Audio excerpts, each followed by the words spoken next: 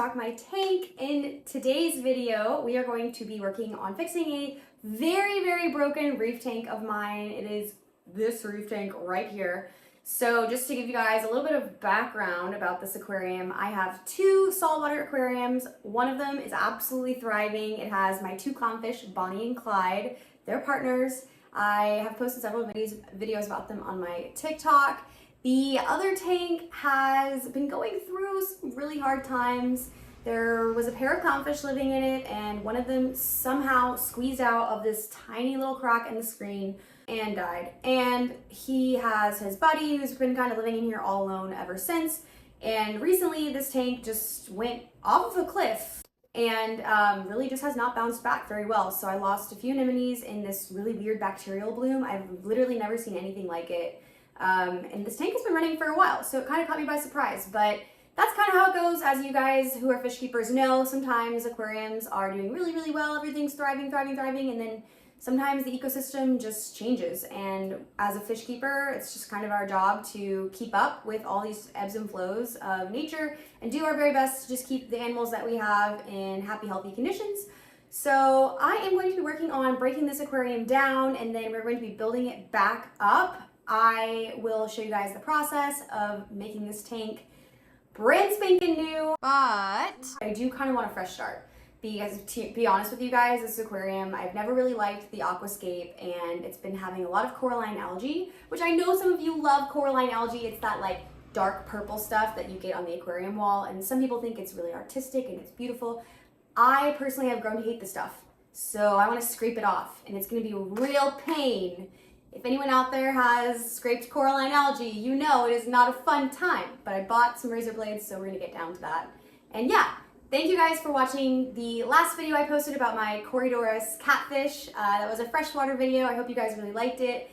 If you enjoyed this video or you just like the intro, if you could drop a like or subscribe, it would mean the absolute world to me. And thank you guys so much for supporting the channel. I'm so excited to have hit 500 followers, so thank you again. All right, let's get into it. Okay, so I hope y'all are ready to see this absolute disaster. It's going to be a huge mess. So I'm going to grab this 5-gallon paint bucket from Lowe's to catch all of the water from this aquarium as I break it down. And I am also going to take off this screen lid that I had on the aquarium. It was a custom built screen lid. It was actually really cheap to make, and I made a TikTok about it. So if you guys want more details on how to make a lid for your fish, check the link in the description and I'll drop a link to the video. And I would literally never stick my hands in a reef tank without gloves anymore. I'm obsessed with these. These are from Amazon. They're shoulder length aquarium gloves, and I'm literally gonna wear long sleeves this whole video, but my sleeves aren't gonna get wet at all. I'm telling you, if you guys own a fish tank and you don't wanna make a mess, these are the best investment of your life. I am going to take out all the filter media here. A lot of it is gross. I used, as you can see, a bunch of different types of filter media. I had like 3 different types of sponges. I used polyfill filtration media at some point.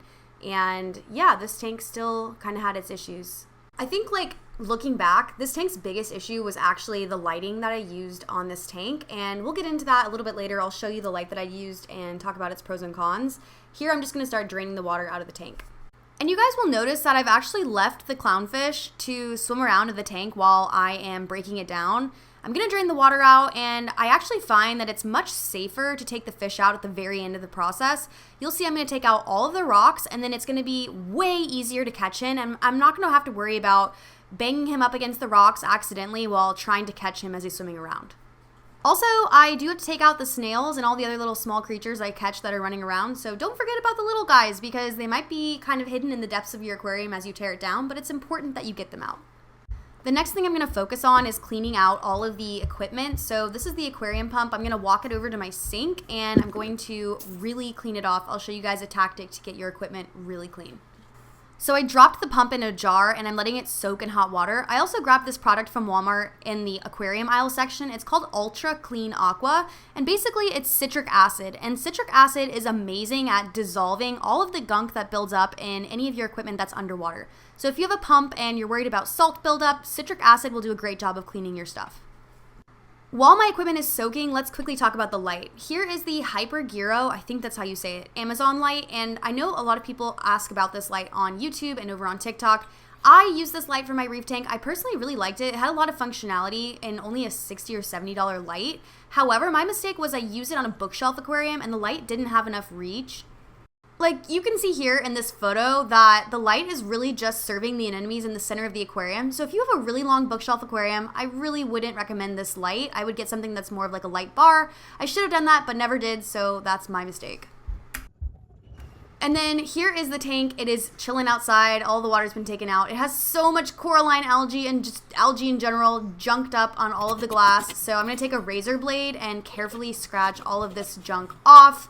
This was a really grueling, gross, dirty job. Wouldn't recommend it. I would just say don't let coralline algae grow on your glass to begin with. As soon as you see it, scrape it off. So here is the final product after literal hours of labor in my front yard, and it looks great as new. So let's talk about what we're going to do next. Okay, so I was thinking about the clownfish and I was realizing that long term he was gonna need a much bigger home, probably bigger than one that I would be able to provide him here in my tiny fish room. So I decided to rehome him. I actually was able to find a local reefer who rehomed him into his 180-gallon reef tank. So this clownfish has gotten a major lifestyle upgrade and I couldn't be happier for the little dude. And then as for what I plan to do with the 12-gallon bookshelf aquarium, I was really thinking about what projects I've enjoyed the most. And one of the projects I created over on TikTok was a fish tank fireplace. I know I haven't made a YouTube video for you guys on that yet, but you guys can follow it over on my TikTok. I loved that project so much, and I think what made it really cool for me personally was I was able to incorporate parts of home design with my aquariums and my fish keeping. And so I was thinking about this idea I had where I could take a classic art piece and try to design an aquarium around that. And then by putting that on a bookshelf, it could create a really cool statement piece in my house. And so I decided to pick out an art piece. And the art piece I'm going with is The Creation of Adam by Michelangelo. It is a piece that Michelangelo painted on the ceiling of the Sistine Chapel. This is what it looks like, and I couldn't be more excited. I think this is gonna be a super cool project. I won't get into like how I feel about all the meanings of the art piece and what I plan to do in terms of picking out fish and plants and all of that. I'm gonna save that for another video. But I am going to get started on that, so that is what this 12-gallon bookshelf tank is going to become. If you guys liked this video, I would really love it if you could drop me a subscribe. I am getting closer and closer to my goal of 1,000 subscribers here on YouTube, and that's all made possible by you guys and your loving support. So thank you again for watching this vid, and I hope you guys have an awesome rest of your day.